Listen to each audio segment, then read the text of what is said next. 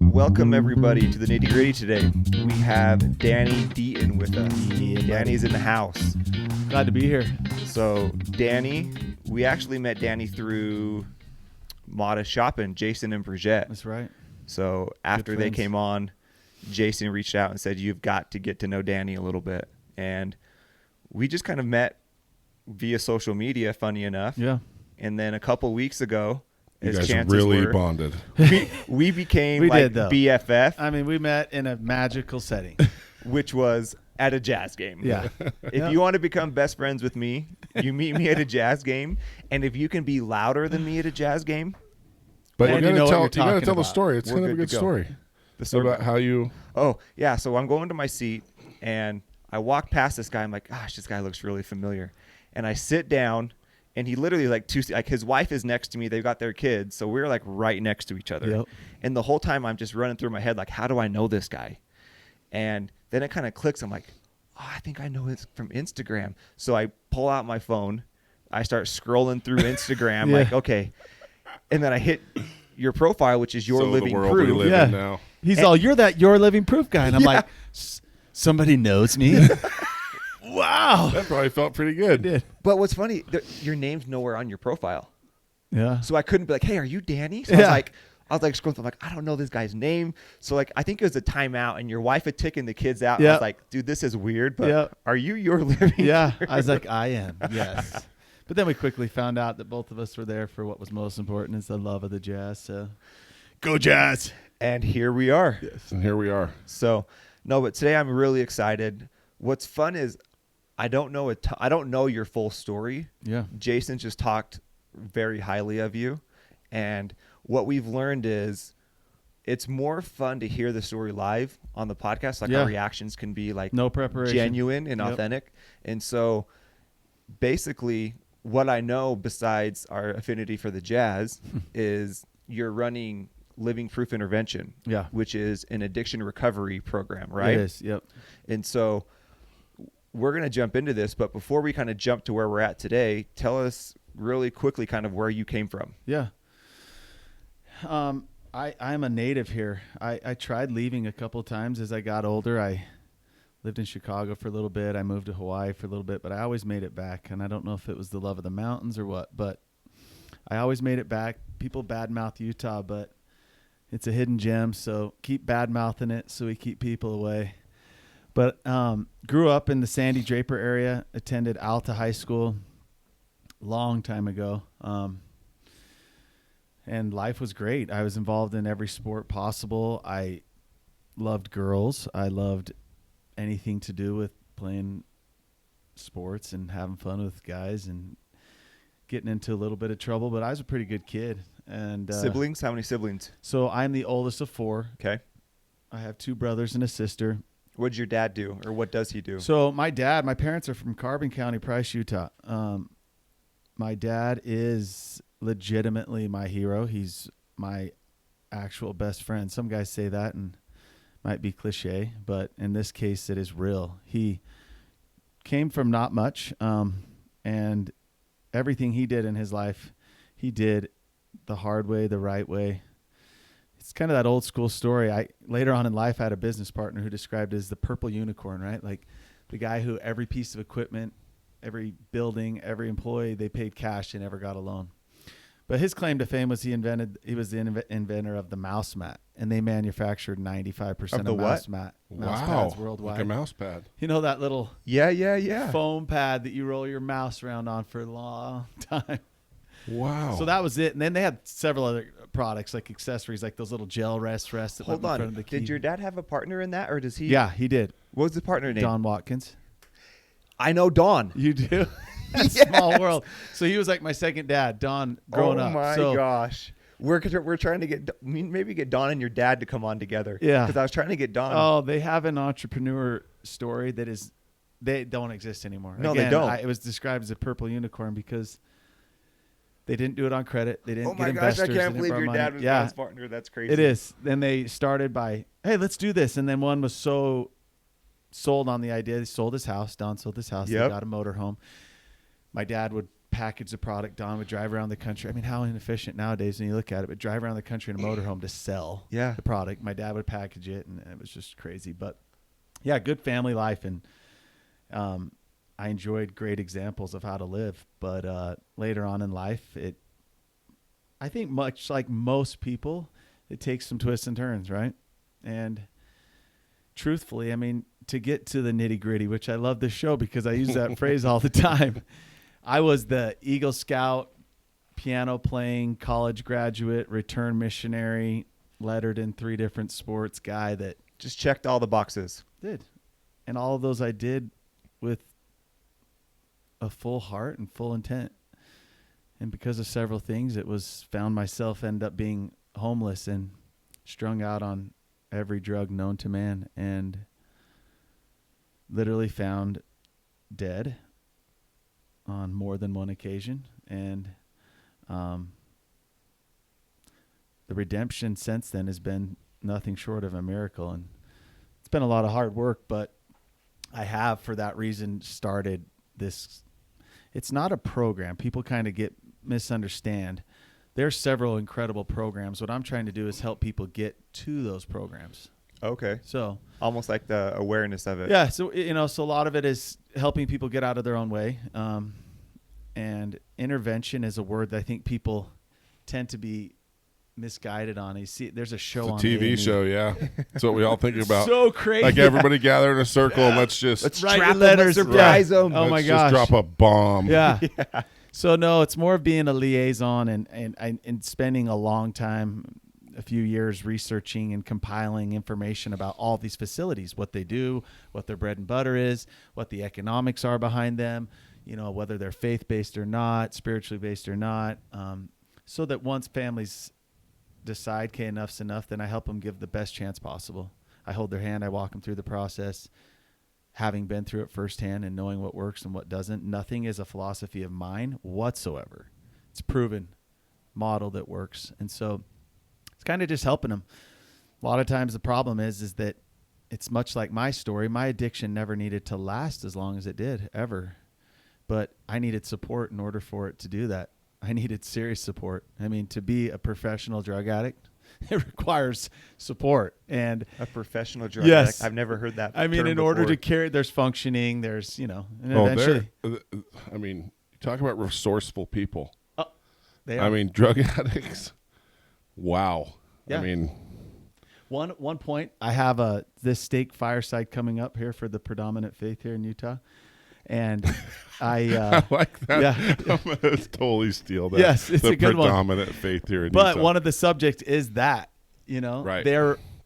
everyone in the family looks at them because there's a spotlight. Like, they're a wreck. Yep. But they are the most resourceful, Be scrappy like a drug addict. We're going to start using that. manipulative, Yep. persuasive people you will ever Best meet. salesman on earth. Ever. They get what they want. So it's just kind of helping families know how to avoid that. But, I never as a kid dreamed that this would be the skill set, a special skill set that I have. I never dreamed that it would be a talent that I have, which would be helping people through one of the most ruthless, life-destructive things that affects our society. But, ultimately from the darkest point of my life, I decided I need to do something different. So, I don't love talking about myself, but I spent the last decade owning and operating some restaurants. And I always tell people, I say, if there's anything harder than overcoming an addiction to heroin and cocaine, just go and open a couple restaurants. That would be one thing harder. So I did that for the last 10 years. And recently this company, Honey, are you listening? Honey? See, I'm pretty cool. Yes, I am living proof of that also because of that. But we, as a company, it merged and it had an opportunity for an exit. And I decided, hey, this would be a one chance at my life. I'm not getting any younger. I'm 42 years old. This would be the one chance in time to pursue something that I loved, I saw a serious need for, and something that I was good at. And here we are, living proof intervention. So you did the restaurants after you turned things around. I did. I was out of jail for a year. It's like one addiction to another. It was. But, I mean, staying busy, which I imagine is probably a good thing. It was. And I think the desperation to regain what I had lost in life. Because, when it started, my addiction lasted some time. I managed to graduate from the University of Utah. Well, hold on. So let's start with that. Yeah. So growing up, good childhood. Yeah. No problems growing No problems. up. I mean, in high school, you're a normal kid. I got in trouble. We partied and did things, but eventually there was this magical moment after high school. Most everybody around here is preparing for college, or they're getting ready to go do a mission or something else productive with life. I moved to Hawaii, and we just decided we were going to learn how to become professional surfers.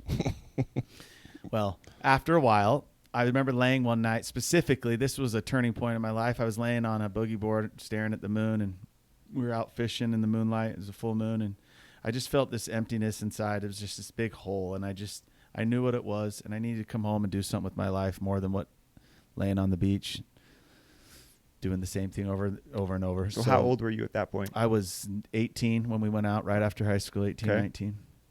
And I came home and I went on an LDS mission at the age of 21 Okay. to Brazil, and it was the greatest time of my life. And came home, got married, finished school, started an insurance business, just doing what we do as Americans and trying to find that dream and live the dream.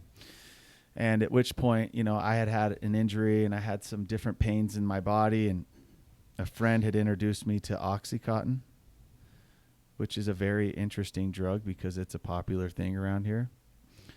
If someone really knew what that was for, I don't think we would see it in society. If you were to get hit by a semi and sever all of your limbs, break your pelvis, and you were literally dying, and they just wanted you to be comfortable for your last time here on Earth, that's what you would take. Right. There's Isn't no it need basically for it. morphine? Like, what is OxyContin? I mean, compared to like Percocet, for example. So if your grandma had a bottle or your mom had a bottle of Percocets in her closet, and there was a prescription of 20 or 25, well, the equivalent in opium that's in an Oxycontin. So if you broke an Oxycontin in half and you got the smaller part, that would have more potency than the entire bottle of Percocets. Holy crap. So once someone's hooked on Oxycontin, then the reality is which happens quickly. I imagine. I mean, there's a romance period where the first few days are amazing.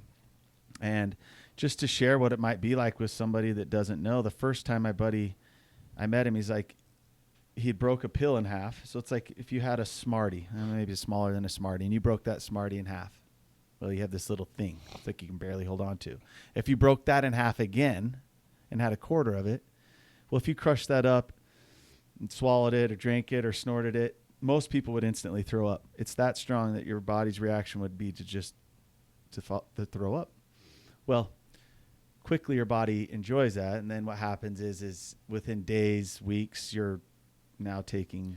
So did you first take it to deal with pain, or Yeah, I did you did. first deal with it for recreation? There were things in life. I mean, I can get into those right now, but it was curiosity, but also because I knew he's like, this will sure help with your pain. And I had serious back pains, and I was like, all right, cool. So it looked completely innocent. And Had you tried anything to that point? Opiates, I had back in high school, if somebody ran across some Loratabs or Percocets, we'd take them, but it was always just periodically and Yeah. harmless for fun. But that little bit, all it took was something that was almost unrecognizable because it was so small. And my life went in a completely different direction.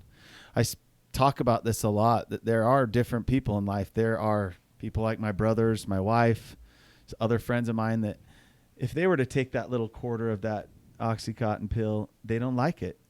It makes them feel uncomfortable, itchy. They want it to go away the second they feel it. There are others like myself. The best way to describe it is though the heavens open, the angels are blowing their trumpets, and that feeling you've been looking for your whole life. It's almost like that fulfillment you were looking for on that boogie board in Hawaii. It is full. Yes, exactly. You are filled. There are no holes. There are no voids. There's nothing. But complete joy and euphoria, and you feel everything that you've wanted to feel. So that's where it happened. And it didn't happen overnight. We said there was a progression, and I was a functioning addict for quite some time. I was able to finish college.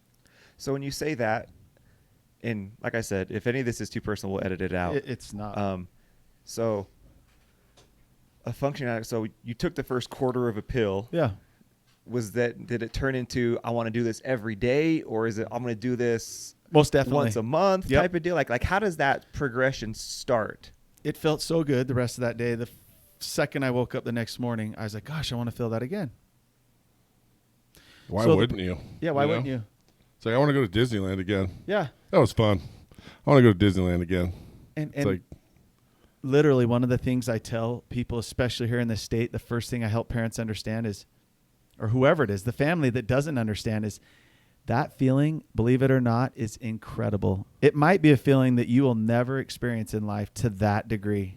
So incredible that that's why we're talking about your loved one whose life is upside down and falling apart and everyone else is a rag doll to what they're doing, because it actually feels amazing. So don't forget that, Right. But it started with that. It did. And at first you can just do a little bit and you get the same feeling, and people don't understand that you can still function. I was actually a better version of myself, I thought, at the time. I was more outgoing, more confident. I just happier. I always looked at the glass half full. And what happens is the master manipulator, Satan, has created a very toxic weapon that, without even recognizing it, it turns from fulfillment, feeling good, feeling confident and happy, to your body eventually needing it and needing more of it and needing other things. And then once someone recognizes there's a problem, they're completely addicted. When you started, how long did the feeling last? Was it just like after you took something, was it? Yeah, it An lasted hour? hours, half the day, most of the day. For most of the day, that drug's so strong that most of the day, they have oxycodones and oxycontins and fentanyl and morphine, and it could go on and on. There's new ones coming out every month. But How easy was it to get it? very easy. I mean, at first, for someone who doesn't know where and how, it's kind of like someone walking into the gym who hasn't walked in the gym for years. Kind of like, what do I do? Well, pretty quickly you become efficient at knowing how to operate machines and watching people and learning from them and things like that. But you quickly become very, like we said earlier, resourceful. You Right. quickly become very good, because it's typically the best someone's ever felt in their life. So why wouldn't they figure out how to regain that or revisit that, with a And to special your skill point, set? at the time, you're thinking this is making me a better version of myself. Yeah. So it's actually better for my wife or my family if I'm taking this, Yeah. because I'm going to justify it. I'm Yep. going to show up as a better version of me, 100%. which is better for everyone else Yep. around me. Yep. It's not It a is. selfish feeling of, no, I just want this for me. It's I want to help others around me by being a better version Yep. of me. You get, you take it, you do it, you use it, you smoke it, you drink it, and you get a 2-for-1. Ultimately, at first, you get that best version of yourself. And truthfully, if you were able to stay there, which I've never heard a person in the history of mankind that did. There was no drug addict or alcoholic that lived to be happily ever after, right? And ride off into the sunset with their beautiful family. But at first it is. It's just impossible. That's why it is the most masterful manipulation out there. Did you feel like you had to hide it? Yeah. So at first it's amazing. No big deal. No one can recognize it. You're awesome. You're happy. You are giving everybody around you your best version of your best self. Well, over time it changes, and the number one thing that comes into play is it becomes a secret. And my mantra for life when I have the opportunity to speak in front of people is I live by this. It's our secrets that keep us sick. In any aspect of your life, whether that be pornography, gambling, sorrow, depression, drug addictions, closet drinkers, or anything, even if it's that you just don't feel good or don't feel like you fit in, as soon as you have a secret, that secret keeps you sick. It keeps you in the dark. And nothing in this world entails more secrets than drug addiction. You are protecting. You'll Smeagol on Lord of the Rings. My precious. And he's crawling around on the rocks, just all cracked out. Well, that is a drug addict. They're going to protect that. You don't even know what they're saying or what they're doing or what point they're trying to get to, but they're going to protect it, you know? So What's that? There's a J. Cole line that I love, the hip hop guy. Oh. Like, what's done in the dark will always find a way to shine. Yep. And so, you know, something that I'm interested in listening to, because I've had my bouts with painkillers. Yeah. I've talked about it before. What interests me is how, and maybe you know this, there seems to be, like you said, there are people that take things and it doesn't really feel good. But there's also people that take things where it feels good, but they just kind of go, I don't need that again. Yeah. Like, it felt good. Yep. Like, what is it? You know, because you do hear a lot of people say that it's a disease, right? That's a hard one for me. That's kind of like me saying, like, I'm overweight because it's a disease. Like, to me, that's kind of a cop-out. It's like, oh, I'm overweight because I eat crap, right? Yep. But I definitely do feel like my brain chemistry, I'm more prone to addiction. Now, I know now a lot of my problem is ADHD. Yeah. You know, I don't produce dopamine. So drugs and food and all those things release that. Yep. Like, they make me feel good because I don't really produce that naturally. So I know, folks with ADHD are much more prone to addiction. Yep. But what is it in the brain that?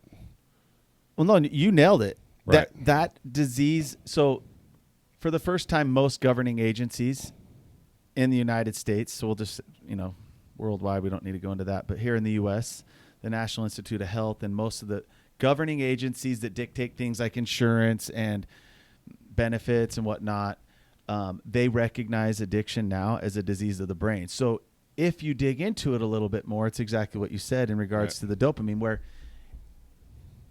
there are still studies out there proving that you are not born with this disease. You may have tendencies, or you may have addictive tendencies, at a younger age.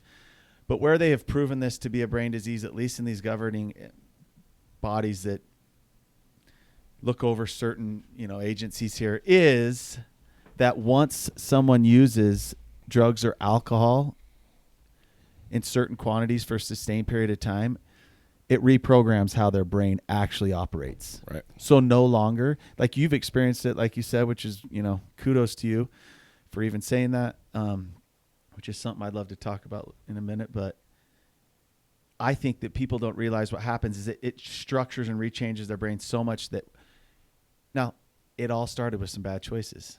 Right.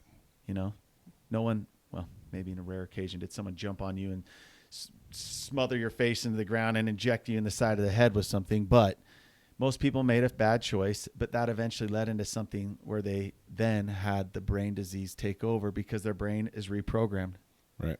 They're no longer able to make choices. So, I had a message on my website from a mother last week, which is a good example, who was just devastated about her son, who is a local here. He's 32 years old. He's been through an addiction for a long time and finally told the family he wanted help. Well, the mom went to pick him up to take him to the doctor because his arm was so infected from shooting up that they told him he was going to lose his arm. So he left the doctor with his mom. The next day she went to pick him up. And what did he do? He stiffed her when she came to pick him up to go to the doctor to pay for him to get his arm fixed so he didn't lose his arm, and went and got heroin and got high. Right. So that's just a single example. But what it is he now has a brain disease where his brain isn't properly thinking or functioning because it's in survival mode, and he's getting what he needs and no longer making cognitive choices that most people would. So with you, when did it start to escalate? Like, how long did it take before it started to escalate? It started escalating pretty quickly within months. You're doing more and more to get that same feeling, right? It's no good to go and spend money and resources and time and to get what you need, and then it only making you not feel sick. Because pretty quickly, especially with opioids here in Utah, the feeling of feeling good lasts for a short period of time without increasing your quantity substantially. So therefore, your body starts to feel sick, deprived, and actually, like if you had the flu, a serious case of the flu, that's what it starts to feel like at first when you don't have it. And then it's much more significant than that. The withdrawals of it? The withdrawals. So what used to be a quarter of a pill Yeah. quickly turned into a full pill to 2 pills. Yeah, Well, and it's a a quarter two-pill. pill of what you're taking, it's kind of like somebody popping 20 Percocet Oh. as your first, like, Yeah. let's start As here. your introduction. Most people would vomit. Like most people, like, because I Yep. didn't know that. I didn't really know that OxyContin was just a more potent. Oh, it's more opiate. potent. When I took That's that little insane. quarter, I took that quarter, and as soon as I felt it go down through my chest, and my body just threw up all over the street. I'm thinking of like Saving You, Private Ryan. you like, threw up the first time you Very- took it. Oh yeah, before really? it even got through my intestines. Like as soon as my, But you liked it? what? Oh but yeah, you 'cause liked as the soon as I feeling? threw up and I like wiped it off, kind of like, oh, that was weird, because I was like, what just happened? Did I get poisoned? it's almost like the excess. Like Yeah. your body rejected what it didn't need. Yeah, I but remember kept he what had a it did. bottle of water and he handed it to me. I rinsed my mouth out and I just stood up, and the sky was bluer. The mountains. That's crazy were that you threw up, but after it still left had the enough, effect on you. I know. That's crazy. And so you go from that to within a few months, and everyone's a little bit different, but it's pretty common, the progression. It all depends on your resources and availability and how to get more. But it was up to 5 or 6 pills a day, Good night. which was $350 to $500 habit. Jeez. Up to like 10 to 20 pills a day, which end up at the peak, I was up to like $5,000 a day just to get that, right? To where the point was, I remember one day when I was up to like 10 pills a day, being so sick that somehow, I ran across a bottle of Percocets that was full. I mean, maybe they had 1 or 2 out. And just almost like a guy that's been crawling across the desert and can't find water for like 3 days. He's about to die. I just grabbed it, pulled the top off, and just chewed all of them up, threw all of them in my mouth, chewed them up like a handful of Skittles, just to so I could just kind of like start breathing normal again. Just like a little sip of water almost Terrible. just to keep Yeah. you going. Yeah. At what stage did families start to know that something was up? Pretty quick, but again, it's amazing how families are taught so easily by the addict how to support them. What does that mean? Well, the addict not knowingly does it, but there's guilt or shame, and there's also like the addict makes them feel Guilt or shame, like coming from themselves? even for the families, like they feel guilty. Oh, poor so-and-so, instantly they start, he's in this hard relationship or school's being really stressful for him So right they make now. other people feel bad for them. Got it. Yeah. And fear. I think when families finally recognize a problem, they're fearful. Like, oh my gosh, what if we do something and then they leave or it gets worse? Or what if we say something and then they get really mad and drink more? So there's lots of things. Well, in a sense, we already do it with our kids, right? Yeah. It's kind of like we were talking about the kids going to school late this morning, right? Yeah. It's like, look, you binge on candy and you stay up late for Halloween, like that's your own fault. You're still getting up and going to school. But we do that. Like I do the same thing. Like, and that's such a small example, but it's what we naturally want to do. Like, oh, you're having a tough time. Like here, I shouldn't let you stay up late, but go ahead. Because you still want your kids to be like, to love you, right? Yeah. And to be happy with you. And so I think we make those accommodations really early as parents. And so I can only imagine what it would be like as they get In that older case. and they look really sick. Yep. You just want them to feel better Yeah, and you to don't like wanna- you. And, it's such a fine line. It's such a balance. If you rock the boat, they're going to fall out. And it's the fear that they have, the families that are worried about upsetting them, and they go out and use too much and overdose, or they drink too much and get in an accident, or they just leave and never come back. They've heard that story and they fear that it'll enter their life, that this person will leave and be on the streets and never come home. And it happens, that's the main reason I started doing what I'm doing now. But, back to your question, it progressed and it got worse. And every addict and alcoholic in the world thinks they can just fix it on their own, right? Like eventually it's all going to come back. Like things just got out of control or got out of hand. And You tell yourself, I can stop whenever I want to. yeah, you can. It's just, I don't want to right now. Yeah. Or it's just because, as soon as I get through school, as soon as I get through this, and the reality is something hurts inside. And I go around to countless families and try to help everyone else in the family understand that whatever their loved one is suffering with, no matter how heavy, sometimes people are dealing with real things like being molested or assaulted or neglected. But there's also people, I was working with a young man recently here locally whose family was so incredible. Everyone's successful, beautiful. I just walked in. I was like, oh my gosh, these are like the perfect humans. And I was working with this young man and going for a walk and listening to him. And I kind of leaned over after hearing a few things, and I grabbed him and I looked him in the eyes and I said, do you sometimes just feel like everyone else got the playbook?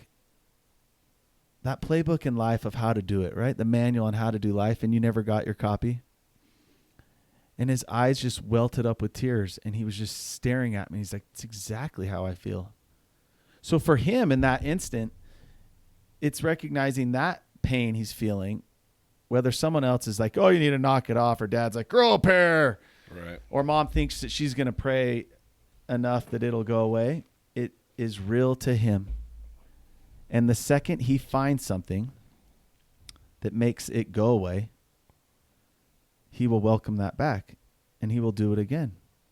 And there are lots of things out there that make people or help people make that feeling go away. So like, when did it start to get to a point where you maybe recognized, all right, this is becoming something? yeah. And just to recap real quick, you were married, Yeah, I was married. selling insurance all during this Yeah, deal. I was. And you're having to have a certain amount of success because you were funding your problem, right? Funding my problem. I had money saved up. I was resourceful. And, people find ways. You associate yourself with other people, and there's ways of manipulating things and being the top dog on the chart and getting it for everybody else, and you get yours for free. So Dumb did you? things So like did you that. turn into? Were you dealing as well? Yeah. I mean, I was supplying everybody from people, and it was allowing them to get what they needed, and I thought I was doing them a service. Isn't that awesome? Wow. Isn't that awesome? It's helping them out so they weren't sick, and then I was getting mine for free or whatever. But yeah, when it hit home for me is when this is the truthful part, is everyone else, the wall started caving in. My family, my parents, my siblings, I was married at the time, and their family and people I was working with, everyone else kind of confronting me at different angles. And I was like, oh man, I can't, my secret was getting harder and harder to hide. And I went to treatment the first time just because I was given an ultimatum by people that love me, like, go get help or this is it. It's okay. I kind of went in. I just wasn't sold on it. I was still wanted to protect my precious, and came out. And I remember specifically the clinical director telling me, like, hey, if you don't make the changes necessary right now, things are going to get much worse, much quicker. And So at that time, what were you still Oxycontin? pain pills, yeah. Is that all you All were of doing them, at that point? Anything, pain pills you could get your hands on, yep. Okay. Like lots and lots and whatever. So I left treatment, didn't get the help I needed, didn't put the tools in place. Denial. Do you feel like that you just weren't ready as a person to take those steps? Or Yeah. do you feel like there wasn't the structure to maybe help get to that point? Looking back, it was just me. I wasn't Okay. ready. I mean, I had all the tools and resources around me. I just wasn't bought in because I wasn't like those people. I just went to rehab for 30 days with people, but I was never like one of them. So as you were in there, you're like, oh, you guys are screwed. I'm fine. Yeah. That's where my personal witness of this brain disease comes in. You have to be, to all my fellow addicts, which none of them are listening, you are a bit mentally retarded. Yeah. Truthfully.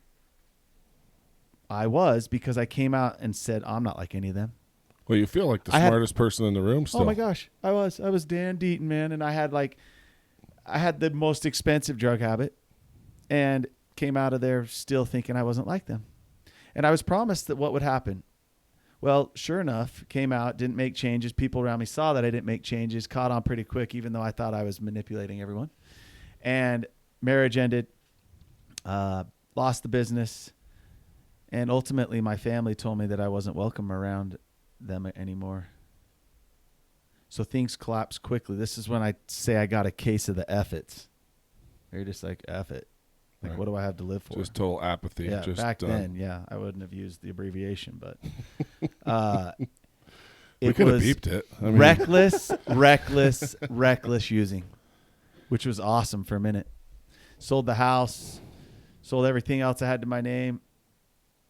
I remember walking out of the bank one day with this bag of money, and I just went on this spree, and I was ultimately all the little holes in my life that I was feeling, like, anxiety from this, depression from that, feeling uncertain. When your family kind of said that to you, was there something in you that was like, all right, I'm going to prove to you how, what was that like for you? Like when the family Nothing. was like, no. I mean, the emotion. You don't feel it. A Probably. normal person would process those feelings, right? Like Yeah. that's heavy.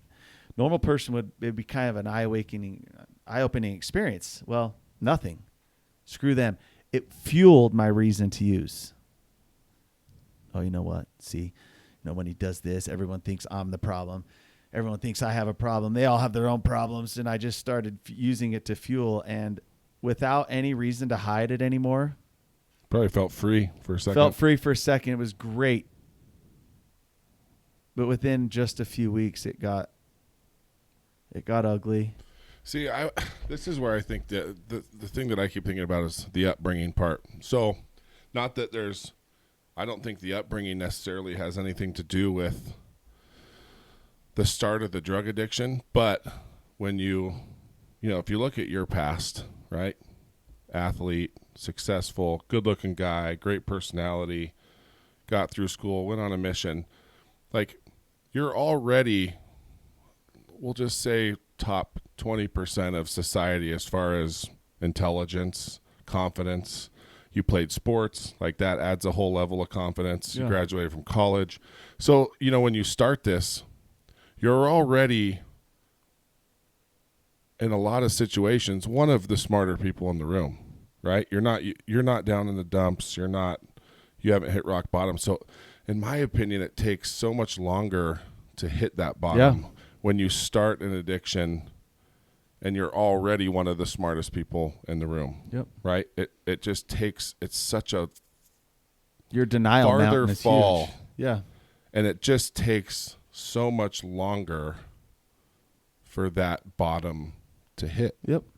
And that's what's so fascinating about what I've heard so far is just that I can't totally relate. My issue is only about 6 to 8 months long. Yeah. And we can get into that another time, but I've told it before, but it's amazing how shocked I was when my wife finally was just like, it's me or the pills. Yeah. I had no idea she even knew. Yeah. You're like, what? I was just like, what are you talking about? She goes, you're an asshole. Like, Yeah. I'm done with how you're treating it. I'm like, wait, what? I thought I'd been happy and great. And, I was taking 6, maybe 10 Percocet a day, like after 6-7 months. Yeah. I never went past just what I could get in a prescription. Mm-hmm. But I was getting like the 120 bottles, Oh, the yeah. big old. But luckily I had been through some things earlier in life that made me like the thought of losing my family because of past history with my family. That incentive was greater. Yep. Like I had kind of already been at the bottom in other situations. You'd seen it. And so I dumped him in the toilet right there in front of her. And it was 7 or 8 really bad days curled up in a ball. Timing. But 30 to 40 days until I felt normal again. Yep. But had I not experienced what I did before that, I would have been right with you. Yep. Like I would have just been like, look, I own a restaurant. Like I'm a pretty sharp guy. I'm successful. I got a beautiful family, nice house. Like, mm-hmm. One of my favorite quotes is, until the pain of same is greater than the pain of change, nothing will change. Yep. 100%. And that's exactly right. Like I had something to compare it to. Like I could see, like, That's awesome. When she said like, it's me or this bottle, I immediately had something to draw from. And that was more way painful. worse Yep. than keeping the bottle. Well, see, you touched on a point that is critical, and it's because she called you out. Right. She's a good woman. That's why you married her. She Yep. knows you. She called you out, and it was a shock. It was a surprise. I couldn't believe she knew. Yeah. And that happens all the time, which goes to show how distorted people's thinking gets. Yeah. Did you ever have a family like with the intervention? Did everyone take that stronghold with you? There was never, my sobriety date's May 1st, 2007. It's been 12 and a half years. It's amazing. So even to back up to that point, it was still, I mean, back then there was a dozen rehabs in Utah, which is way more than most of the country. There's now over 50. Actually, I think we're getting closer to 60. So resource availability is becoming more. Families are getting more and more aware and educated on it. But even back then, to answer your question, is no. They confronted me in different ways, just the best they knew how. And everyone kind of on their own level. And they just didn't have the tools. They didn't have the tools. We didn't know, and they especially didn't have here. the balls. Right. Let me just say it like Right. it is, because in our society, in our culture, in our community, I go out and speak to people and help them understand the reason, right? Let me share with you why I started this business. And it wasn't as much for profit, because there's other things that make you more money. It's that there are 22, if you look on different sites, anywhere, an average is 22 million people with known alcohol and drug disorders. These aren't people who drink normally on occasion. These are people with actual, their lives are unmanageable and they are addicted to drugs or alcohol. That's crazy. That's known people. right. There's so many more that they don't know because of Way the more. people living in secrets, right? There's a large number. And if you look on U.S. government sites, you'll see anything around 8 to 10% of people getting help, the proper treatment. And in Utah, it's more like 10 to 12. But the reality is you're right at about 10% of people with known substance abuse disorders are getting treatment. Well, around the world, there's several factors. There's economics, there's transportation, availability. But here in our sweet town, our state that has ample amounts of resources, the issues aren't typically the same. You're still only at 10%, 10 to 12. You're 10%. Okay, people have access to money and resources. If they don't themselves, there's usually organizations or their next door neighbor, family members. There's more than enough facilities. I could list 14 of them within a 5-mile radius of here, maybe 10-mile radius. There are lots of people, resources, and tools, but the issue is the secrets here in our community It's insane. are deeper and more rooted than most parts in the country that I've heard. The predominant faith here, which I am a member of and ultimately saved my life, is based upon something I believe is real and true. But there's a culture. There's a culture that surrounds it that I don't know why, but I just want to go up to the microphone in church and be like, drugs. Yeah. Because it scares people to hear the word. And hear me out. If anyone heard that and was offended, I'm not. First of all, I'm not going to say that. Second of all, is we're scared to talk about things that are hard. Well, we're so worried about what everybody else thinks too. We're scared of having hard conversations. It's scary. It's 100% true. Confrontation is scary. It's scary to have hard conversations, whether it's addiction. Robin talked about it with talking about self-defense and sexual abuse and all that kind of feeling stuff. shame for being raped. Like She told the guy shame sorry. because, yeah, she told During him that, sorry. she says That sorry. was amazing. Like just feel like she felt ashamed that like her body wasn't clean anymore. I'm like, what? And that's scary. I won't use any examples because of confidentiality, but I'll tell you on multiple occasions here, all the work that I'm doing is here. I've decided to take a different approach than most people who do this line of work because I found it to be an anthill of a problem here just in our state.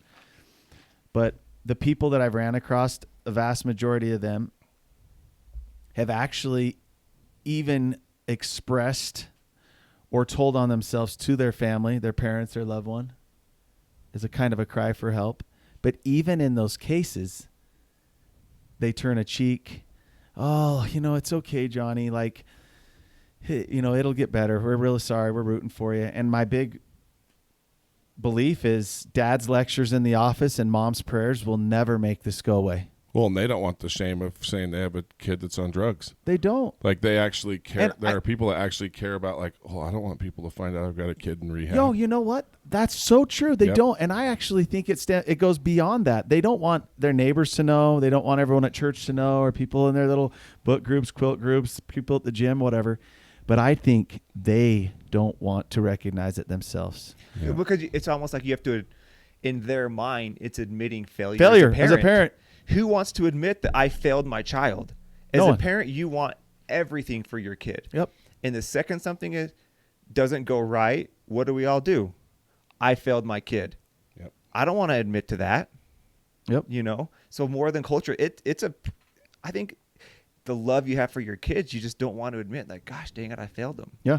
My 9-year-old, he's my man. Like he's the funniest kid. His dream is to be like the most world famous YouTuber one day. But it's different generation. But he comes up to me the other day and he's like, Dad, you know, if two guys are kissing, they're gay, right? So what does that mean? And I was like, I stop. He's 9. My other kids are 7 and 4. I haven't crossed this road yet. Right. Like, what's the right way to have a conversation?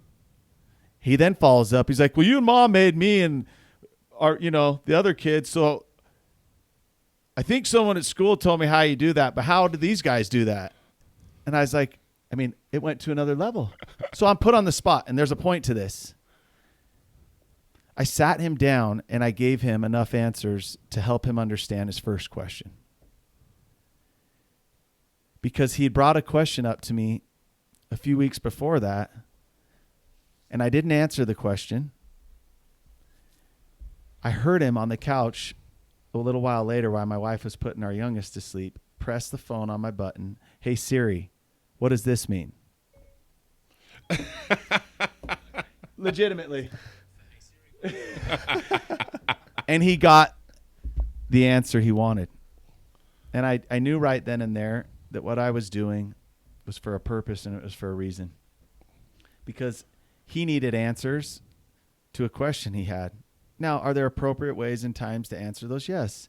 But when we flash forward to these young adults all around us that are suffering in life, that are doing things, no one wants to talk about it in their family.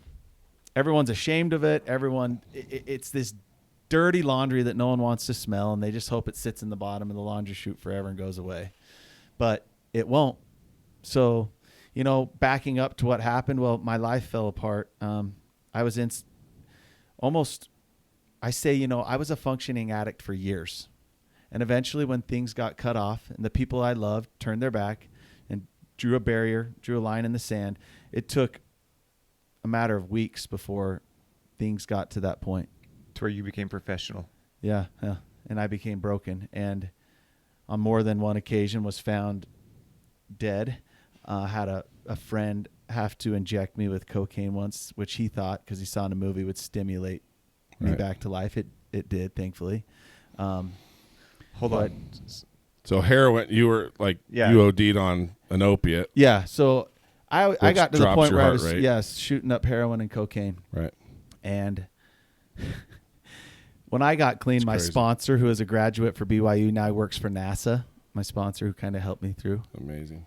He just said, listen, the whole time you were doing Oxycontins at that level is just because you're a pussy. That's what he said. He's like, you're wasting way too much money and you're going about it all the wrong way. He's like, everyone looks at heroin addicts as like these dirty drug addicts, heroin. That word alone just sounds so terrible. He's like, actually, it's more efficient, better cost effective, and easier to get. Way cheaper. It's just, he's like, you were just a little wuss bag before. And I was like, well, touche. So there is some That's truth why to you that. work for NASA. Yeah. And I don't. was selling insurance. And I don't.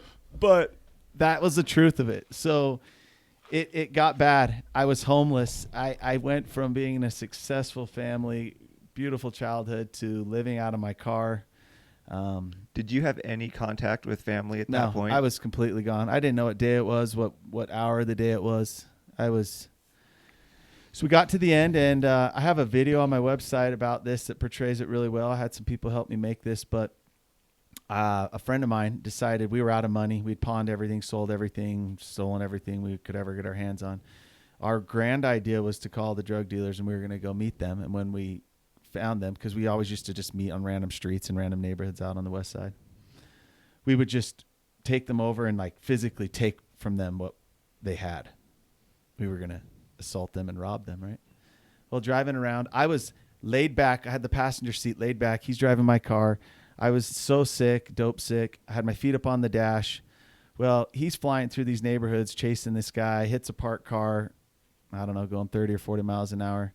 and it projected me through the windshield, off the hood, into the front of the car. And I had busted both of my ankles. I'm laying there on the ground, and we didn't get what we were trying to get. But we also realized that there was paraphernalia and all sorts of stuff in my car. It wasn't registered. He was intoxicated. So he carried me back in the car, and a policeman showed up. Here's the beauty of it. We talked our way out of it. We had become masters at lying and deceiving people. So he drove me home. Well, he drove me back to where he was staying without a windshield on the car. The cop just let you go? Yeah. The story we came up with, I don't know if it was something about someone's funeral and a grandma or something, but I don't remember it, but we talked ourselves out of it. So we came home, and he carried me into the basement. He was on drugs and just didn't want to do paperwork. Probably. Yeah. But he carried me into the basement of this place he was staying in. It was an abandoned basement, and I laid there and prepared myself to die. I weighed barely over 100 pounds. I hadn't eaten in I don't know how many days. Probably had gone several days more than you're allotted without water. All my veins in my body had turned black, and I was at the point. I was too big of a pansy to take my own life, but I was to the point where I just wanted it to go away. So I laid there, and we mustered up. How many times did you thought about it? At that level, once. I mean, I thought about it. I thought, if I take this or if I inject this, like, if it ends it, oh well, because it was so, the quantities were so high that it could at any time. Well, we scrounged up something. I don't remember how we did it. Who knows? We probably were packaging up packets of Top Ramen and whatever we could find. But he went out to get us a hit, and I was laying on this basement floor, waiting for him to get back, which felt like an eternity. And there was a few moments where it's a very personal thing, but I had these brief little instances where I could feel a separation of my physical body and my spirit, where I was teetering back and forth in this weird state, knowing that my life was right at the end, and I felt myself dying. Well, I was waiting for him to come back, and the door opened to this basement, and it was dark in there. And so when this door opened, I could see the light come in, and I was laying on the ground, drool coming out. I was just laying at the ground, looking up at the light from this door opening, and in walked my dad and my brother. My dad had had a dream the previous night. He was speaking at my funeral and was in a panic. He contacted my brother, and my brother had expressed how concerned he was too. So they went looking for him all day, and ran into my friend while he was out trying to get us a fix.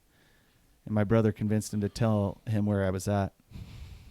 Well, when they walked in, I was so broken that my dad leaned down with the most calm presence ever and said, "You're going to die. If you want some help, you have to want it, and we will help you." I was so broken, and I felt like the biggest pile of garbage imaginable. I just closed my eyes, shut my mouth, and sat there, and he walked away. He knew my answer was no. And my brother leaned over, and he's like, "What's wrong with you? Like, why? You're going to die. Look at you." He walked away, and with my dad, and as the door shut, I remember watching the light fade. And there was just this moment where somehow I mustered up enough, and I yelled for help. I said, "Please help, please." And I guess at that moment I decided I wanted to live. And so my brother came back, and he's my younger brother, and he scooped me up like you would your 6-year-old. He just picked me up off the ground in his arms and carried me out of the house because I was so frail. And my journey to where I am today started at that moment. And that was almost 13 years ago. And the process from getting from that position in my life to where I'm at now required a lot of help.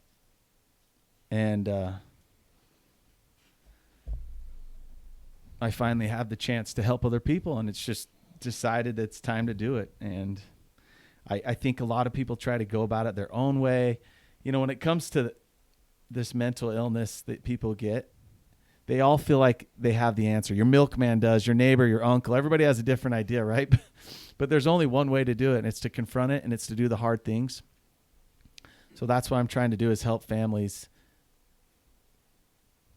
do those hard things and make those hard choices, not because I'm some seasoned clinical physician who's studied this. I quite frankly don't care how many letters someone has after their name. I don't care how many books they've read on it. To know what it's like to lay on that cold ass floor and feel your spirit leaving your body, to turn help away from your dad when you can see yourself dying, that's something I've been through, and I know what it feels like. So through my experience, I help families to overcome those obstacles that are in front of them. A lot of times it's just getting mom and dad on the same page, because dad's pissed off, mom's the enabler, siblings are all resentful because the addict gets all the attention. They're all living their lives, getting good grades, doing what they're supposed to, but the person suffering has the spotlight and all the attention. I get everybody on the same page to make those hard choices, to quit enabling, to stop doing the things they're fearful of, to get this person help. Because is there a chance that they're not going to accept? Oh, yeah. And is there a chance that they're going to go die? 100%. I've had someone die in my arms while giving them CPR. I've had two of my best friends, one who used to be a quarterback for the predominant college here. Hold on. Die. Someone died in your arms when you were no longer using? No, wasn't using. Okay. I just saw people die. Got it. All around. Two people I grew up with, both came from successful families, were very predominant families here in the state, lost their loved ones to this. So we all know it. If you go and look at statistics, like people are dying at an alarming rate from suicide and overdose. Utah has one of the highest overdose rates in the country. Now, granted, it's per capita, and there's other factors into that. But the reality is more people die from drug overdose than car accidents and gun accidents combined. So if you look at society and see that the leading cause of accidental death, between ages of 18 and 45 right now is suicide. So much of it is crossover between drugs and alcohol addiction and other things, obviously. But there's just a lot of people out there suffering that need help, and they're not just going to wake up one day and be like, oh my gosh, my life got unmanageable. Could someone help me? I need help. Mom, I need help. Mom, I need some help, please. It won't happen. So why was this time different? You've had hard times before. Yeah. You had hit rock bottom. You'd been to rehab multiple times. Yeah. Why was this time any different? You can bleep it out, but rock bottom is a bunch of... Okay. See, I'm a refined man now. Rock bottom is a bunch of BS, okay? Because there is always a door deeper. Yep. Death is the door. And there's a lot of people that end up in treatment because it was court ordered. A lot of people end up in treatment because it's an ultimatum from families. But listen, like you so gracefully shared, something happened. You thought that this was, no one understood. Your wife had the balls to stand up and intervene and say, this isn't right. It's either me or these pills. So families need the courage to do that, and they go about it the wrong way. Why? It didn't get to this point overnight, and it's not going to go away overnight. But the problem is there's this 4-letter word that we all have inside of our homes, and it's the most powerful thing. It's called love. So by it, we're blinded. We blind ourselves. We actually can distort our thoughts to think that it's not happening. Recently, I was working with a family whose dad said, our son is not an alcoholic. He's not like those people that go to rehab. So this is kind of ridiculous. We don't need this. Well, we had just done an assessment for an hour previous to that. And I said, in the last 3 weeks, you have driven him to the ER twice for being in a medically induced coma, for drinking himself to the brink of death. Your son's not an alcoholic. Oh my God. Who the hell is? I was like, you got to be kidding me. So that powerful thing called love causes us to really look at things the way they are. There's a lot of reasons, though. We don't know where to go, how to go. We don't know how to get there. We don't know what's in store for us. Why would anyone be a professional on drug recovery or alcohol recovery? Why? You shouldn't. But there's plenty of resources out there. So I think people are afraid to make a call. So if they go to my website or look me up on Instagram or something, they'll see I just put it out there. It's like showing someone the ugliest picture of you and description of your life. I'm like, here it is. There's a couple of my mug shots. That's what I look like, strung out on heroin. You have nothing to hide. There's nothing you're going to tell me that's going to surprise me. Sometimes it gives them the courage to just start talking. How hard was your rehab process? Very hard. How long did it take before you felt like you, and I don't know, I mean, everyone has their battles. I mean, how long before you felt like you were doing good? A year. Okay. A year. I mean, I had that facade after a few weeks where I wasn't sick, dope sick, where I felt okay, and it felt better than it should have, just because the opposite was so terrible. Yeah. I was so sick, but mine was crazy. I mean, in a 10-second nutshell, I went to detox. I was there for 21 days, ripped all my hands off, scratching the wall because I was in so much pain, throwing up, shivering, crapping myself. It was ridiculous. Then I went to treatment for 90 days, after which I went to sober living, after which I went to court for some possession charges I had. And this is a whole nother subject. I'm going to get started. I had like $20 worth of drugs found on me that accumulated into 3 felony possessions. Jeez. So I got sentenced to a year in jail. I went there for several months, and then I got put on You went to jail? Yeah. It was awesome. During your rehab process, you went to jail. After I went to rehab to save my Are own you life. being sarcastic when you say awesome, or are you saying it was good for you awesome? It took 13 years to say it was awesome, but I was pissed. It was like a huge you're doing all these setback. good things. You're doing like you're, Yeah. you're doing everything right. I surrendered. I asked for help. I went and got clean, not because it was ordered by a judge, because I did it. But I had to go and do it. And I had a good friend, childhood friend, visit me in jail. He said, "You know what? You are going to make right with God. But this will be your chance to make right with society." He's like, "You did several things. Several times you'd done things where you should have been in trouble. Even though this time it wasn't what it looked like, there were several times where you were in trouble, and this will help solidify you." Well, just think what you could have done with that car that day. Oh, Like hurt how many somebody. people could you have killed Yeah. that day? Yeah, don't even get me Right. started with how many people drive cars a day in our country. Oh, what? It's yeah. unbelievable. So that happened. Was there ever, when you're in jail and you're pissed at the world, where there was like a relapse almost? Like, did you get close to anything? Might have been a good place for you to be. Who knows? It was. Yeah. So looking back now, I see the hands of God in my life, and that when I finally got out of my own way and I trusted in His mercy, it didn't appear at the time. It took a long time, over a decade, to see what you just mentioned. Yeah. It was the safest place to be. But I got to pay the price for things I did wrong. I got to feel it. And I got to understand what it's like to be in one of those jumpsuits and to be in a cage. Because if none of you have ever been into a pod in a county jail, it's an enormous cinder block structure that's separated from the world. There's no light. There's no nothing. You don't know what time of day it is. And there's a wall. And there's like 4 stories. And you're just caged up. And it's loud. And it smells. And it's terrible. And it's cold.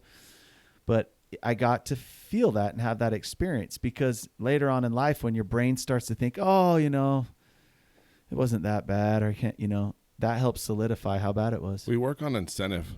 Yeah. Right? It's like my little story, right? I saw 20 years of what I had gone through. Yeah. I was like, do I want to do that now to my own family, or stop taking the pills? Yep. And so, in a sense, that 7 months was a huge blessing, not only because it kept you from relapsing and safe, but now you, like you said, like motivation. You've got the incentive, like, this is better than that. Yeah. Don't take it. It is an Don't touch image it. that you can't forget. Right. And after that, I got out on this ankle monitor program. So I was like part of the chain gang. If you've ever been driving down the freeway and you see those homeboys Picking up standing out on litter. the side of the road. Yeah. Me and my pretty little face was out there just waving at traffic. Yep. Get back to work. So I would go do that, and I had to go through a whole nother program through the state. It was a 2-year process. It was hard. But through all of that, I got to remember and regain full awareness and understanding of who I was, what I was here doing on this earth, what my purpose was. And it gave me the tools. It ingrained them. It wasn't a quick fix. I didn't get to rub a magical oil on my forehead or take a medication that cured it overnight. I did what it took to lay down the foundation and ultimately change the trajectory of my life. And Which is crazy, because fast forward to today, yeah, you have a beautiful family, yeah, doing great things. And so it's amazing yeah. to contrast where you were to where you are. It's incredible. And before it all happened, I had that life that everyone looks at and sees as being perfect. But I had an emptiness inside, which was I hadn't really discovered who I was, right? Now I went to hell and back And if you ever get a chance to see my video, which if any of you are out there, I wish you would, and share with someone that you know suffering. We'll post it and we'll link it. So. Please. Yeah. I actually now have a life more beautiful than I ever dreamed of as a young man. And it's not based upon an image I'm putting out there for others to see. It's because it's real. Like, I have children that I never dreamed of having. I have a spouse that's more of an incredible person than I ever dreamed of finding. But I get to look in the mirror and see me for who I am. It's not who I hope to be or who I think I need to be like.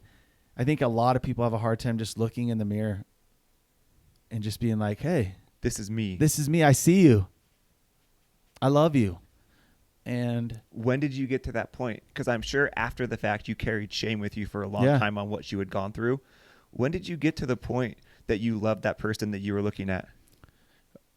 Probably about 5 years ago, somewhere in that time frame. It took a few years. It's little steps. You get, you pat yourself on the back and you kind of feel a little proud of what you've done. And then you kind of have like this, attaboy moment, and you start looking at your life from a positive perspective. But when I started surrounding myself with people I loved and cared about, and the relationships were real, they had substance, and I was doing what I was supposed to do for a sustained period of time, then my faith and my belief helped me overcome the last lingering strings of shame and guilt, to set me free and to allow me to just feel pure joy and pure happiness. So I had to go to hell and back to find that. But, I always say whatever doesn't kill you makes you stronger, as corny as that is. But I'm grateful for the experiences I had. And now I'm just to this point where I get to use those as a tool to help other people. So, do you think if the old you met the current you could have influenced the old you not to go down that path? Or do you think you were going to go down it because everyone has their journey, right? Yep. Now, your journey was brutal, Yep. but look where you've come from it. Yep. Do you think there was anything that could have prevented it, shortened it, or do you think it was yours to have, so you now have the experience you have to be able to go and touch people? Well, that's a good question. To come up with that on the fly, it's really insightful of you. And the answer is most definitely I could have shortened that period. I think we all have a gift that we've all been giving, regardless of what you believe in. It's your agency. You get to choose every day how you feel, what you're going to do. And it's a beautiful gift. But I definitely would have been able to do things that would have prevented it getting to the point it ever got to. And it sure would have been nice to get to a point where someone like my wife loved me enough to say it's either me or this, and it would have stopped. Because I joke and laugh about how bad it got at times, but that's a darkness and a pain I hope very few people ever have to witness or experience or even hear of. So most definitely, I don't know if it would have been the old me that I could have got through to, but I would have got through to my family, because without them, it would have never gone that long. Without them, it would have hit some sort of head much earlier and caused a reaction, either something to happen or it to get worse. But it would have prolonged the inevitable. It wouldn't have, it would have just stopped the insanity is what I call this addiction. We all know it's doing the same thing over, expecting a different result. There's no way in hell, magically one day, you're going to wake up and it's going to go away. It's not. So I would have helped those around me get to that point that with love and support, they can draw a line in the sand so that something happens where it either causes it to get worse quicker and we come to a head, or someone has a moment where they wake up. Because not everybody has to hit that bottom. Not everybody has to get to that point. There are a lot of people who are still early enough in their addiction that they see, oh my gosh, I don't want to lose my family. I don't want to lose this relationship. And that will steer them away. Everybody's journey is different. I like that you said there's no rock bottom. I've never thought like that. It's ridiculous. That's a powerful statement. It really when you is. really like, think about it, it's a powerful statement. Right. I've always said like this was my bottom, but I've kind of rewired it now after listening to you, because I don't know if I'm going to be able to put this into words, but in my mind it makes sense.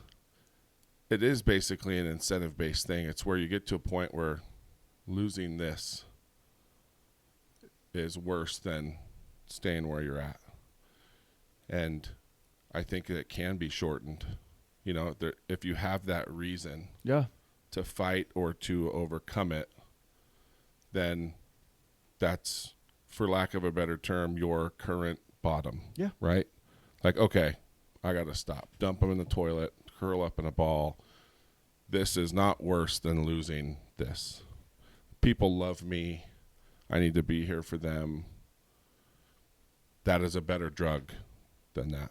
Yeah, and you didn't make that decision on your own. No. You were incentivized Right. and persuaded, so to speak, by someone who loves you. You're forced. Someone to just make held it. up a big sign and Yep. said, it's like, okay, you're at the fork. Yep.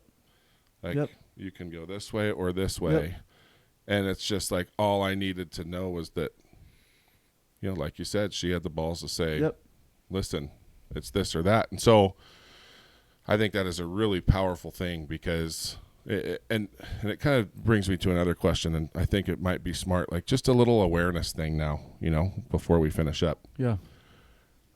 Hopefully there's people listening to this that it's touching and affecting, and maybe they're realizing, I've got somebody in my life that might be that's struggling with this.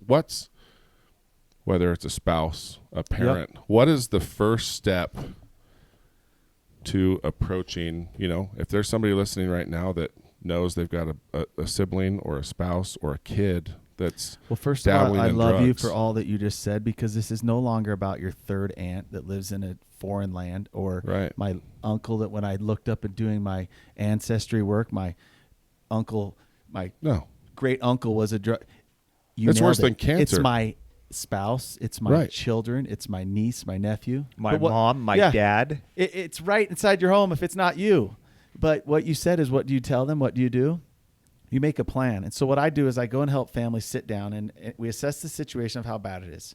Well, if you're going to draw a line in the sand and say enough's enough, and you're going to confront them about it, don't just do it on a whim. Don't just Right.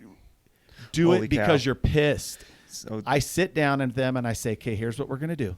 We're not conceiving behind your loved one's back, but we meet together without them present. We come up with a plan based upon economics, their insurance, benefit. I inform them of all the places and what they do. I say, here's a few places where it could suit you well, your family and your loved one, for whatever reason. There's a million of them. We get a plan in place of where we're going to go, how we're going to get there, what kind of incentives we're going to offer them by them following and complying with this, but what we're going to ask in return. How much is too much? How much is too little? If there's family members that don't agree with the process, everyone has to be on the same page. They can't fill any holes in this attempt. And so we get everyone to compile a plan, and then we talk to them. And it doesn't have to be sitting in this crazy room where we're setting them up at a hotel and we're reading letters and they run off like you say. I have yet to actually do that. What it is the family comes together, individually or whatever, and we talk to them. We have a real conversation. This is how it's going to be. We will do anything in our power to help, and this is what we're going to offer. If you can't, then these are, you have consequences set up. But it's doing it together in a unified plan. Well, how many people sit down and know exactly what that's like and what that entails? Nothing. Right. So I come in, and for small consulting fee, I help families make sense of this. More or less, I help them understand what that person is actually feeling like, and reminding them of universal facts. Empathy. So oh my gosh, there's so many things I want to uncover on that. We can keep going for so long. I'm going to try not to. So 2 things. What you're talking about is something that I've always done, and I'm just realizing the crossover. But when you talk about having a plan, you have to have your strategy in place, right? yeah. You have to be intentional about what you're going to do. You can't just one day think, oh, I'm going to go talk to them. Well, why? What are you going to say? What's the outcome, right? And then the second step is you have to have a structure as part of your plan to help them. And the quote I heard once that stuck with me is, you have to have a structure sufficient to the resistance. Well, amen. Meaning what you're going to do, depending where that person is at or how hard it's going to be, you better have a structure in place sufficient to the resistance you're going to get. Because if you don't, it's going to break and it's going to fail. Yep. And so you have to have that in place.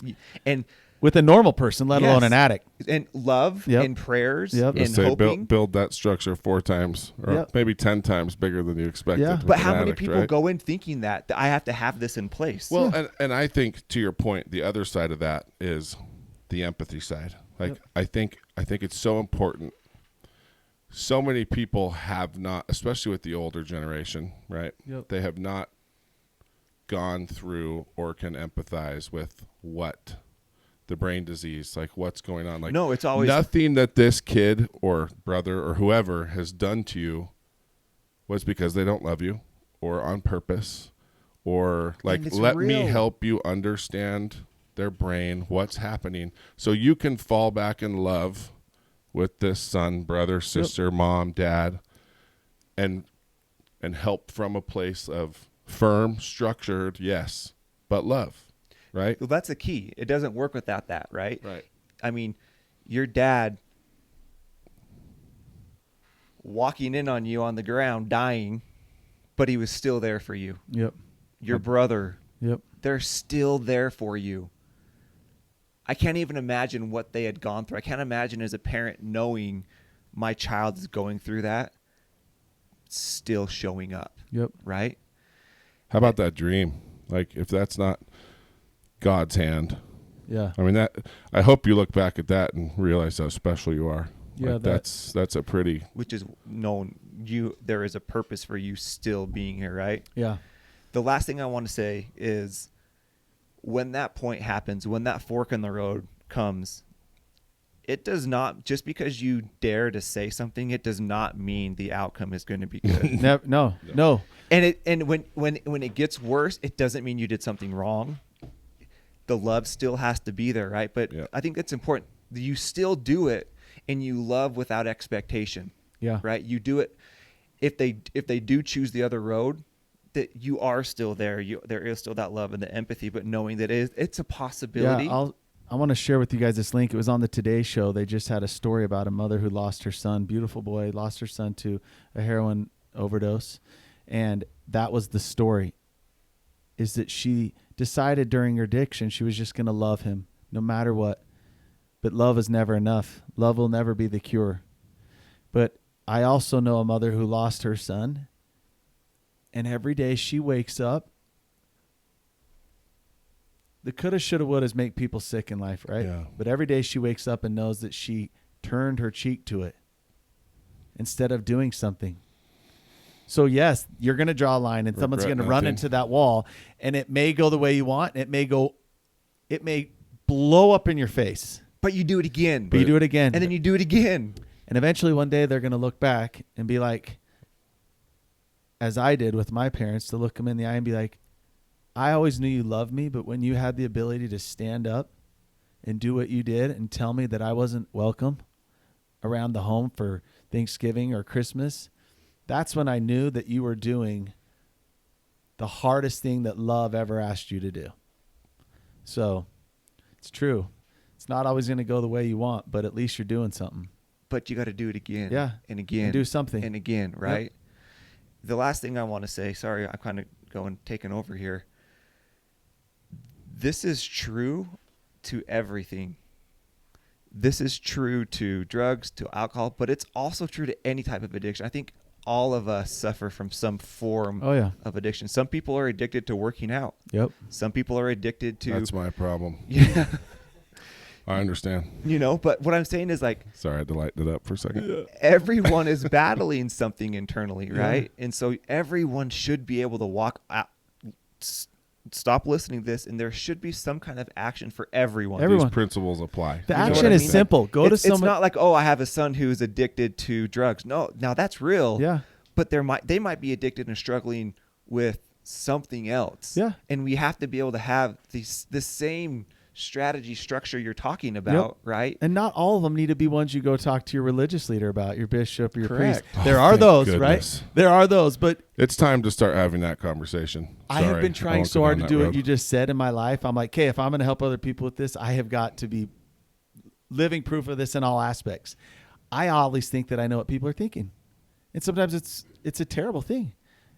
Everywhere I go, I think, I know what they're thinking or how they're thinking about me or what they're smartest guy in the room. I've been telling my wife, so that I don't have a secret.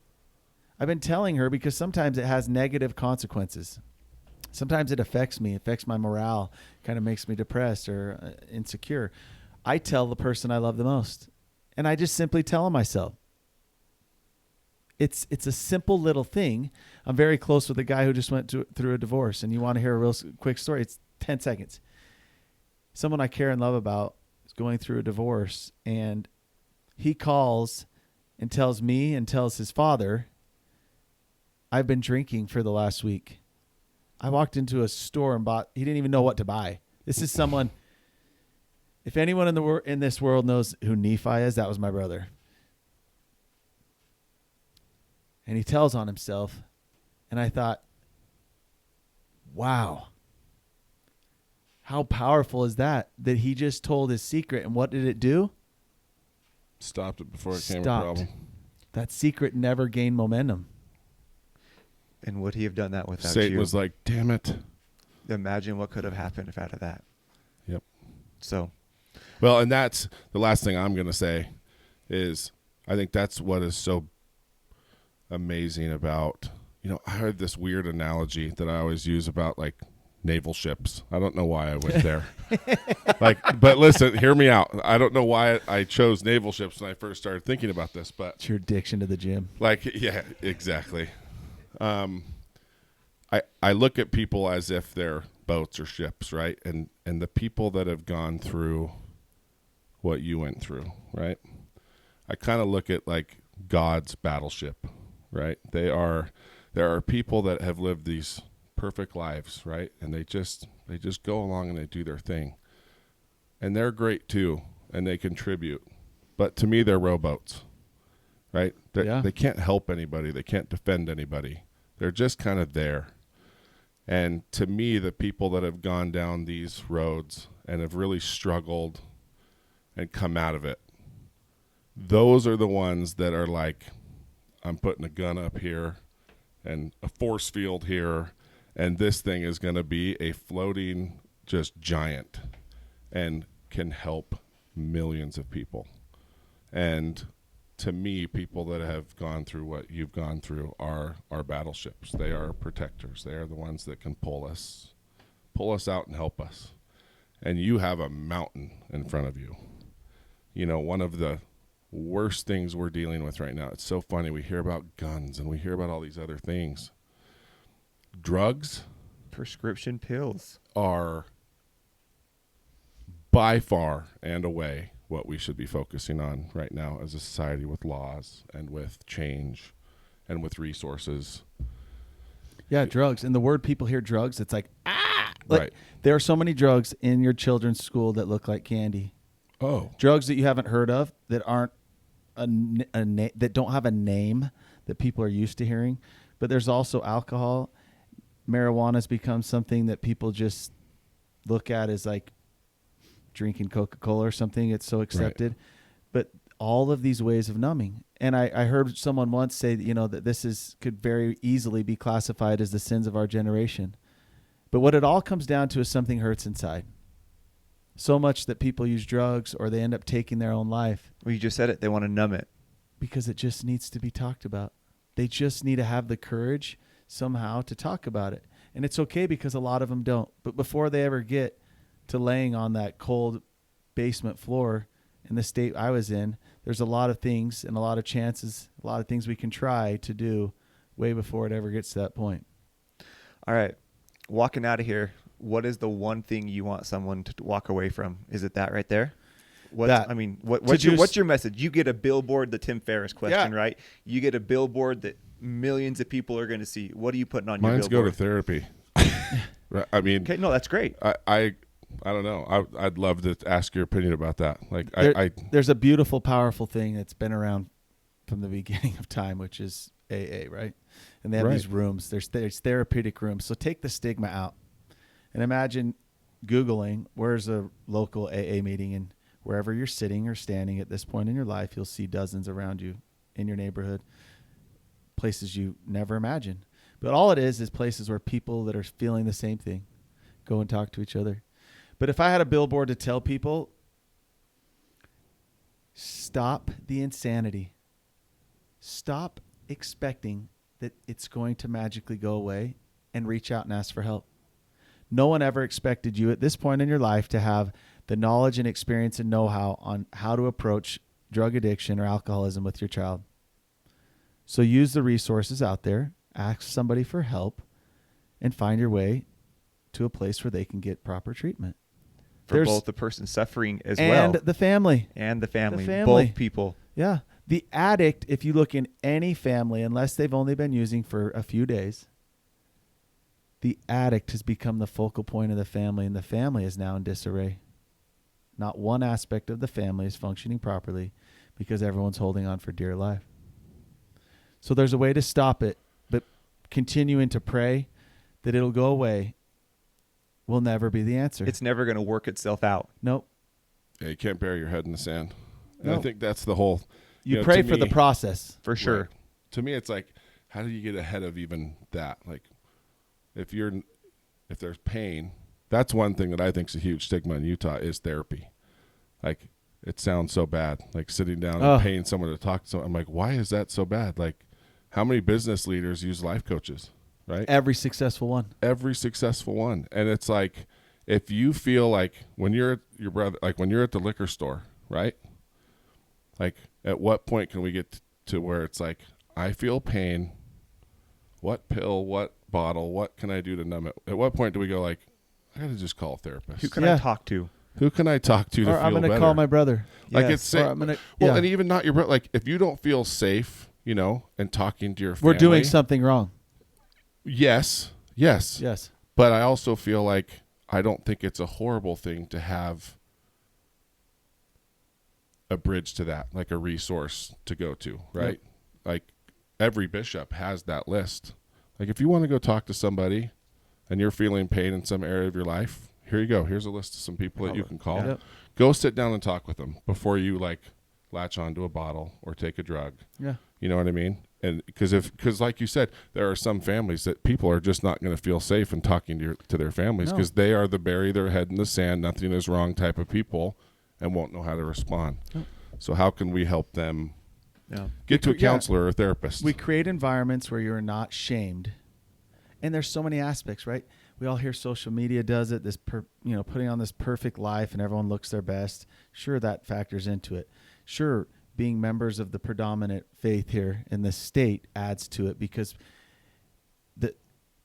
It's a bubble, man. the culture is everyone looks a certain way, but no one is. I tell all these young adults I'm working with, listen, stop worrying about going to church. Everyone in there is busted up too. But I was like, It's true. it is true. Any leader said a church is for the sick. But it no is. matter what church it is, it's That's for right. the sick. It is for the sick. There's no reason. It's not a showroom. It is not No. a showroom. But this pressure to be and look a certain way is unbearable. So if everyone learns to start creating a culture inside your home, are we going to celebrate people using drugs in our home? No. But it is a comfortable environment where someone will look you in the eye. I think a lot of kids find it difficult to talk about because their parents don't even want to talk about it. They shy away from talking about it. So that's it. We just got to stop that because we live in a day and age where just like my 9-year-old, they're going to get answers to things they want. Is it coming from you, who is ultimately responsible for them and loves them the most, that's going to communicate in a way they'll understand it, or are they going to go ask Siri? Or is it coming from Siri? That's a really powerful story too that you shared. Yeah. Like that's like how many times you hear your kids like, "Hey, It Siri, terrified me. what's 42 plus 3 divided by 6?" I'm just Hey, like, It's like, Alexa, ask what me else this. are they Yeah, asking? or they're like, hey, Siri, what's this thing I keep hearing about pornography? Right. We're just teaching, and whether they're doing it now, we're teaching them that that's where they go for answers. Yep. The answers are in our home. Correct. So anyway, So- that's it. well, so if they're Danny- out there and they're suffering, I just beg them, ask for help and do something. There's no decision or choice that you're going to make that's going to be worse than what's going on already. So remind people where to find you. So Your Living Proof, spelled YOUR, Living Proof. I have that on my website, and it's at Your Living Proof on Instagram also. I have some really cool stories on there as well, but the way to contact me is through there. And if it's just a question you have or if it's help you need, I'm hoping that one of the darkest, most difficult things that ever happened in my life will become a tool and resource for others. So please reach out. Cool. Thanks for being here, man. Thanks for sharing all that. That was incredible.